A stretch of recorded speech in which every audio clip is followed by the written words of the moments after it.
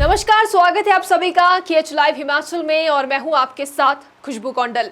हिमाचल प्रदेश में मॉनसून बाहर बारिश लेकर आया है तो भीतर विधानसभा में भी तूफान खड़ा कर दिया है।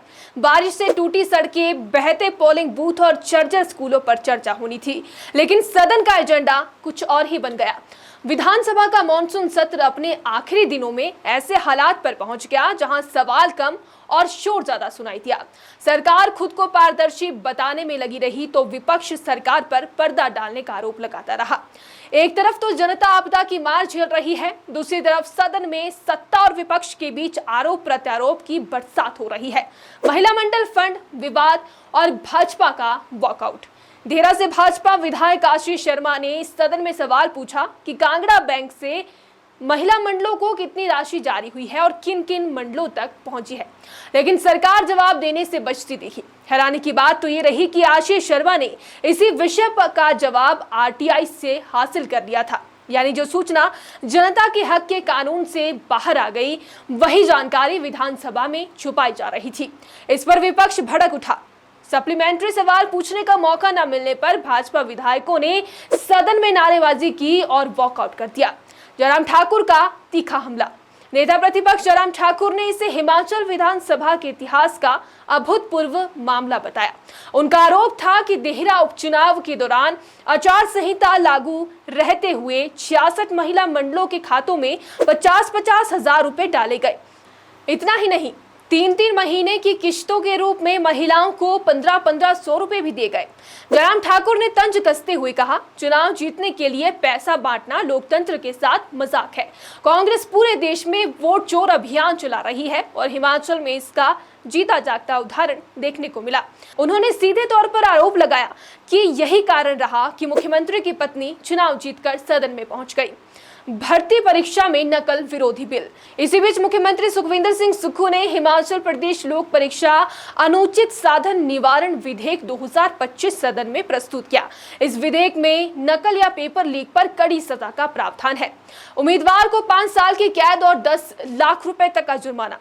अगर कोई अधिकारी या सेवा प्रदाता दोषी पाया गया तो 10 साल की कैद और 1 करोड़ रुपए तक का जुर्माना। सीएम ने कहा कि यह कड़ा कानून जरूरी है क्योंकि प्रदेश में भर्ती परीक्षाओं में पेपर लीक और नकल की घटनाएं लगातार बढ़ रही है। याद रहे कि इन्हीं घटनाओं के चलते पूर्व सरकार के कार्यकाल में हमीरपुर स्टाफ सिलेक्शन कमीशन को भंग करना पड़ा था।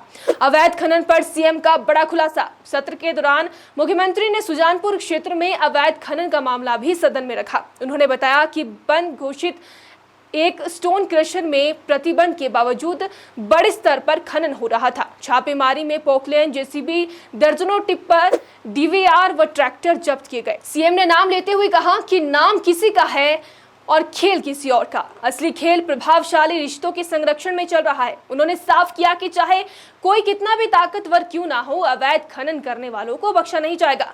पंचायत चुनाव स्थगित नहीं होंगे। नालागढ़ से कांग्रेस विधायक हरदीप बाबा ने सवाल उठाया कि आपदा से सड़कों, स्कूलों और कई पोलिंग बूथों को नुकसान हुआ है। ऐसे हालात में पंचायत चुनाव स्थगित किए जाएंगे या नहीं? जवाब में मुख्यमंत्री सुखविंदर सिंह सुक्खू ने साफ कर दिया है कि पंचायत चुनाव स्थगित नहीं होंगे।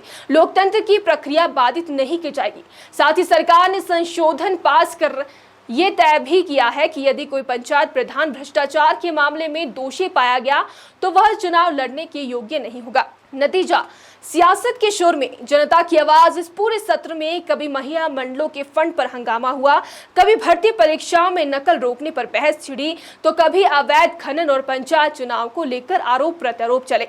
लेकिन बड़ा सवाल अब ये भी है कि क्या विधानसभा में उठने वाले इन तूफानों से जनता को कोई राहत मिल रही है या ये सिर्फ सत्ता और विपक्ष के बीच सियासत की अग्नि परीक्षा है? अंत में यही कहा जा सकता है कि हिमाचल का मॉनसून सत्र इस बार सिर्फ पानी की बौछारों से नहीं भीगा, बल्कि लोकतंत्र की नींव तक हिला दिया। अब देखना यह होगा कि इस तूफान के बाद प्रदेश को राहत की धूप मिलेगी या फिर और काले बादल छा जाएंगे। फिलहाल की इस वीडियो में इतना ही। अगर आपको वीडियो पसंद आए तो वीडियो को लाइक, शेयर और कमेंट कीजिएगा और हमारे चैनल को फॉलो और सब्सक्राइब कीजिएगा। धन्यवाद।